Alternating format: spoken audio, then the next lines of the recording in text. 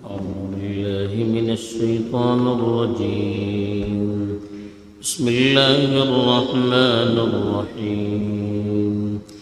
فأزلهما الشيطان عنها فأخرجهما مما كانا فيه وقلنا اهبطوا بعضكم لبعض عدو ولكم في الأرض مستقر ومتاع إلى حين. فتلقى آدم من ربه كلمات فتاب عليه إنه هو التواب الرحيم. قل اهبطوا منها جميعا فإما يأتينكم مني هدى فمن تبع هداي فلا خوف عليهم ولا هم يحزنون. والذين كفروا وكذبوا بآياتنا أولئك أصحاب النار هم فيها خالدون.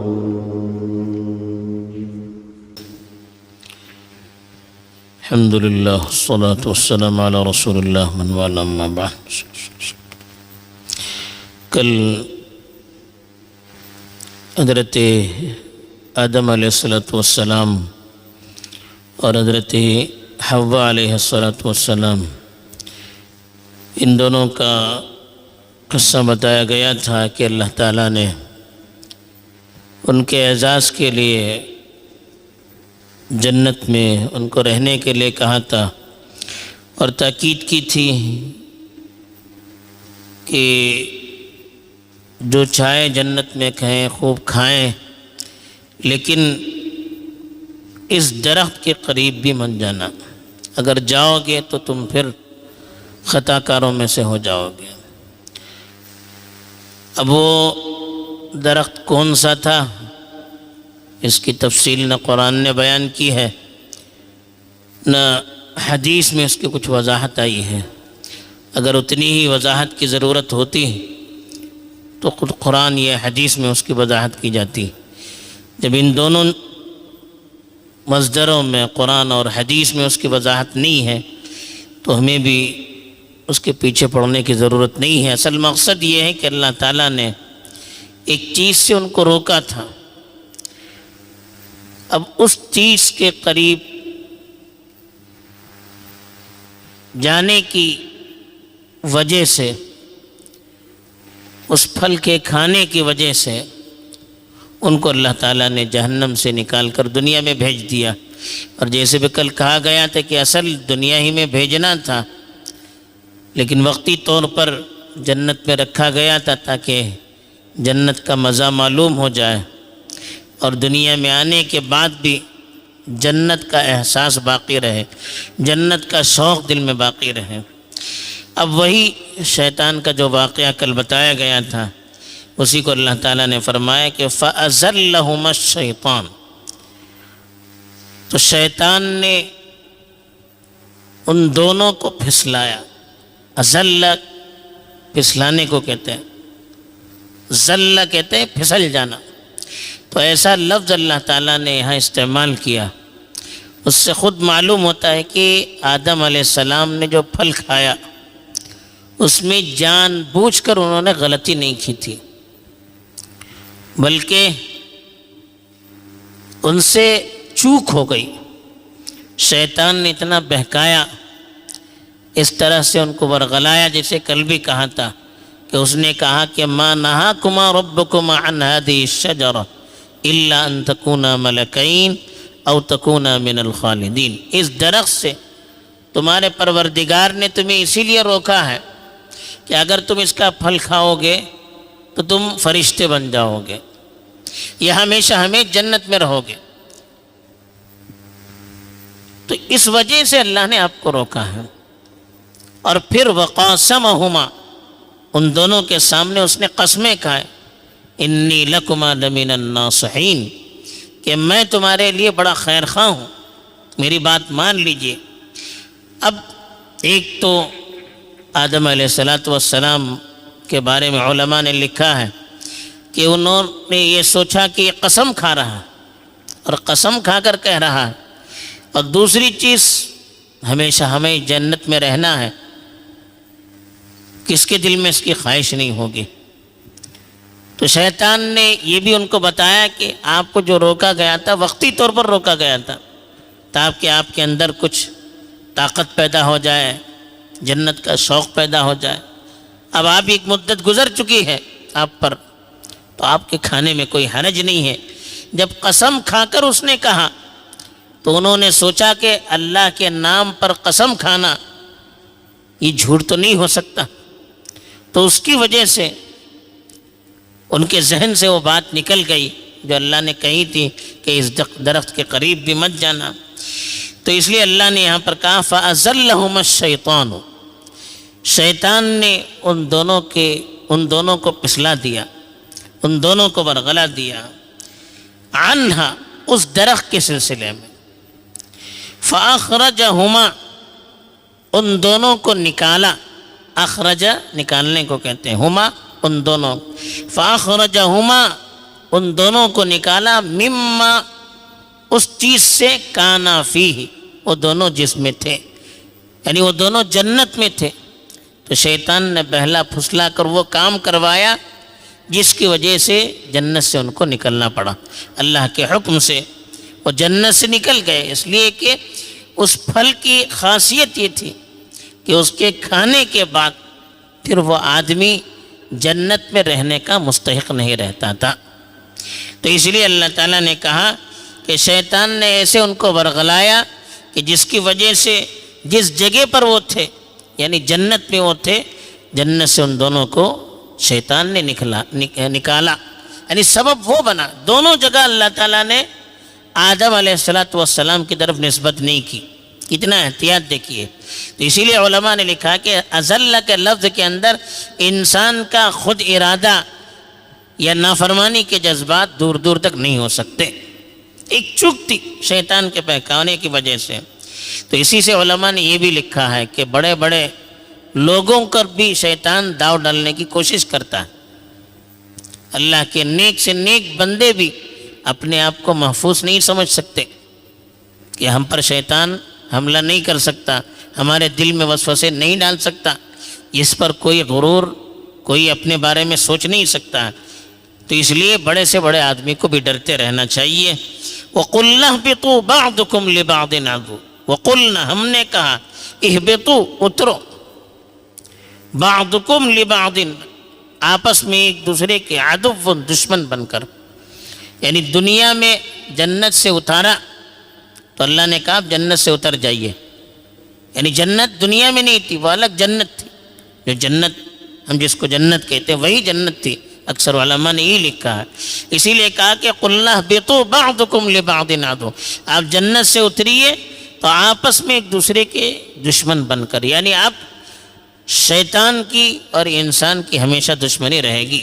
إِنَّ الشَّيْطَانَ لَكُمْ عَدُوٌّ فَاتَّخِذُوهُ عَدُوًّا، اللہ نے کہا کہ شیطان تمہارا دشمن ہے، اس کو تم دشمن ہی بنائے رکھو۔ اب آپس میں ان کی دشمنی ہمیشہ رہے گی، اس لیے کہا کہ تم آپس میں ایک دوسرے کے دشمن بن کر زمین پر اترو۔ علی الارض کے معنی وَلَكُمْ فِي الْأَرْضِ مُسْتَقَرٌ، اور زمین پر تمہارے لیے وقتی ٹھکانہ ہے، مستقر کہتے ہیں آرام کرنے کی جگہ، وَمَتَاعٌ، اور راحت اٹھانے کی، وقتی طور پر لطف اٹھانے کی جگہ ہے، اِلیٰ حین معنی ایک مقررہ وقت کے لیے، متاع کہتے ہیں وقتی طور پر لطف فائدہ اٹھانے کی چیز، کھانا پینا، لباس، سونا، گھومنا، یہ جو وقتی طور پر انسان کو راحت جس سے ملتی ہے اس کو متاع کہتے ہیں، اور مستقر کہتے ہیں آرام کرنے کی جگہ، حین کہتے ہیں ایک مدت۔ تو ایک مدت تک اس دنیا میں تمہیں رہنا ہے، آرام کرنا ہے۔ تو اللہ تعالیٰ نے اسی وقت بتا دیا کہ اس دنیا میں جو بھیجا جا رہا ہے یہاں ہمیشہ رہنا نہیں ہے، یہ دنیا آپ کے لیے ہمیشہ رہنے کی جگہ نہیں ہے، آپ کو وقتی طور پر یہاں رہنا ہے، وقتی طور پر یہاں کی چیزوں سے فائدہ اٹھانا ہے۔ اصل آپ کا ٹھکانہ جنت ہے، واپس جنت کی طرف جانے کے لیے یہاں رہ کر تمہیں تیاری کرنا ہے۔ تو یہ اللہ تعالیٰ نے ان کو بھیجا۔ پھر جیسے کہ آپ کل بتایا گیا تھا کہ آدم علیہ السلام کو احساس ہوا جیسے ہی پھل کھائے تو ان کا لباس اتر گیا، فبدا لہما سوآتہما، ان کی شرمگاہ ان کو نظر آنے لگی، تو فبدت لہما سوآتہما وطفقا یخصفان علیہما من ورق الجنہ، جنت کے پتوں سے اپنے ستر کو چھپانے لگے، غلطی کا احساس ہوا، دل میں پشیمان ہو گئے اور اللہ کی طرف رجوع کرنے لگے۔ تو اللہ تعالیٰ اتنے مہربان کہ اللہ کی طرف سے دل میں بات ڈالی گئی، ان کی زبان سے کلمات نکلوائے گئے کہ اللہ سے معافی مانگنی ہے تو کیسے مانگنی ہے، وہ کلمات بھی اللہ تعالیٰ نے ان کی زبان پر ڈالے، جاری کر دیے، ان کو سکھائے۔ کتنا اللہ تعالیٰ مہربان دیکھیے۔ فتلقى آدم من ربہ، تلقى کے معنی سیکھا، حاصل کیا، آدم نے حاصل کیا، من ربہ اپنے پروردگار کی طرف سے، کلمات چند الفاظ، فتاب علیہ تو اس نے توبہ قبول کی، تاب علیہ کے معنی توبہ قبول کرنا۔ تو اللہ تعالیٰ خود کہتے ہیں کہ انہوں نے جو توبہ کی وہ الفاظ بھی اللہ کی طرف سے ان کی زبان پر ڈال دیے گئے۔ جب آدمی مخلص ہوتا ہے، اس سے اگر غلطی بھی ہو جاتی ہے تو اللہ کی طرف سے اس کی رہبری کی جاتی ہے۔ جب آدمی دل کے جذبے سے کوئی کام کرنا چاہتا ہے، اللہ تعالیٰ خود بخود اس کے لیے راستے کھولتے چلے جاتے ہیں، اللہ خود اس کا معلم بن جاتا ہے۔ تو آدمی کو جو بھی کام کرے اچھے جذبات سے کرنا چاہیے، اچھی نیت سے کرنی چاہیے، اللہ سے لو لگا کر آگے بڑھنا چاہیے۔ جب ہم اللہ سے لو لگائیں گے، اللہ سے امید رکھیں گے، اللہ سے مدد مانگ کر آگے بڑھیں گے تو ہر موڑ پر اللہ تعالیٰ کی مدد ہمارے ساتھ ہوگی۔ تو یہی اس کا پیغام بھی ہے، اِنَّهُ هُوَ التَّوَّابُ الرَّحِيمُ۔ پھر اللہ نے مزید اپنی مہربانی، اپنی شفقت کا اظہار کرتے ہوئے کہا کہ اللہ ہی ہے جو توبہ قبول کرنے والے ہیں اور بڑے مہربان ہیں، بڑے مشفق بھی ہیں، اپنی طرف سے بندوں پر احسان کرنے والے ہیں، توبہ قبول کرنے والے بھی ہیں اور توبہ کرنے کی توفیق بھی دینے والے اللہ تعالیٰ ہیں۔ کتنے بڑے مہربان دیکھیے۔ تو اللہ تعالیٰ نے ان کی توبہ قبول کی اور ان سے کہا وَقُلْنَا اهْبِطُوا مِنْهَا جَمِيعًا، اهبطوا، اتری، ہم نے کہا جنت سے آپ تمام کے تمام کو اترنا ہوگا، اب اتر جائیے، یعنی آپ جنت سے دنیا میں چلے جائیں۔ جمیعاً کا معنی سب کو، انسانوں سے بھی کہا نہیں، آپ کی پوری نسل یہی رہے گی، جنات سے بھی کہا، شیاطین سے بھی کہا کہ آپ سب زمین پر اتر جائیے۔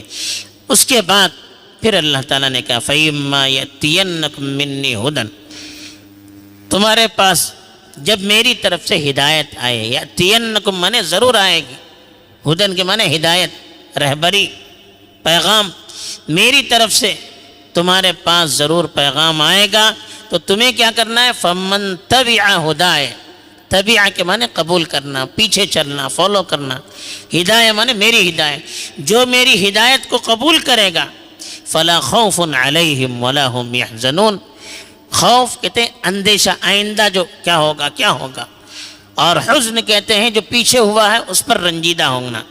کہا کہ جو اللہ کی ہدایت کو قبول کرے گا ان کو آگے مرحلے پر آنے والی چیزوں کا خوف نہیں ہوگا اور نہ وہ پچھلی چیزوں پر پشیمان ہوں گے۔ ہدایت کے قبول کرنے والے کو آخرت میں کوئی پریشانی نہیں ہوگی، دنیا میں جو انہوں نے کیا ہے اس کا بھی انہیں کوئی رنج نہیں ہوگا، جو چھوڑ کر جائے، جو کمزوری ہوئی ہے، اللہ کی طرف سے اتنا ان کو دلاسا دیا جائے گا کہ آگے چل کر کوئی خوف نہیں، پچھلی چیزوں پر کوئی پریشانی نہیں۔ البتہ کہا والذین کفروا، جن لوگوں نے کفر کیا، وکذبوا بآیاتنا، ہماری آیتوں کو جھٹلایا، کذبوا کے معنی جھٹلانا، اولئک اصحاب النار، وہ لوگ جہنم والے ہیں، النار کہتے ہیں جہنم کو، اصحاب کہتے ہیں لوگ، وہ لوگ جہنم والے ہیں جو میری آیتوں کو جھٹلائیں گے، دین کی باتوں کو قبول نہیں کریں گے، ہم وہ سب فیہا، اس میں خالدون، ہمیشہ ہمیشہ رہیں گے، جہنم کا عذاب بھی ہمیشہ ہمیشہ کا ہوگا۔ یہ آدم علیہ السلام اور حضرت حوا کو جنت سے بھیجتے وقت، زمین میں اتارتے وقت اللہ نے کہا، توبہ جب قبول ہوئی کہ دیکھیے اب جنت سے تم لوگ دنیا میں چلے جانا، اب میری طرف سے ہدایت آتی رہے گی، رسول آتے رہیں گے، کتابیں آتی رہیں گی، اب جو اس کو مانے گا اس کو کوئی تکلیف نہیں، کوئی پریشانی، البتہ جو انکار کرے اس کے لیے ہمیشہ ہمیشہ کا عذاب ہوگا۔ یہ کہہ کر اللہ تعالیٰ نے دنیا میں ان کو بھیجایا۔ بہرحال ان آیات سے یہی معلوم ہوتا ہے کہ ایک تو اللہ تعالیٰ کتنے بڑے مشفق ہیں اور کتنے مہربان ہیں کہ بندوں سے اگر لغزش بھی ہو جاتی ہے تو اللہ تعالیٰ ان کو توفیق دیتا ہے توبے کی۔ دوسرے یہ معلوم ہوتا ہے کہ اللہ تعالیٰ انبیاء کے سلسلے میں کیسے الفاظ استعمال کرتے ہیں، ایسے الفاظ استعمال کیے کہ جس سے آدم علیہ السلام پر کوئی آنچ نہ آنی پائے۔ تیسرے یہ کہ اللہ تعالیٰ زمین والوں کو شیطان سے ہمیشہ کے لیے بچنے کے لیے کہا، اور یہ کہا کہ شیطان تمہارا دشمن ہے، اس لیے اس کے ساتھ دشمنی کو برقرار رکھنا ہے، کبھی اس کے ساتھ صلح نہیں کرنی ہے۔ چوتھی بات جو بتائی کہ اللہ کی طرف سے ہدایت آئے اس کو قبول کرنا ہے۔ پانچویں جو بات بتائی کہ اگر ہدایت قبول نہیں کریں گے تو ہمیشہ تکلیف اور پشیمانی میں رہنا پڑے گا۔ اللہ تعالیٰ میں صحیح راہ پر گامزن رکھے۔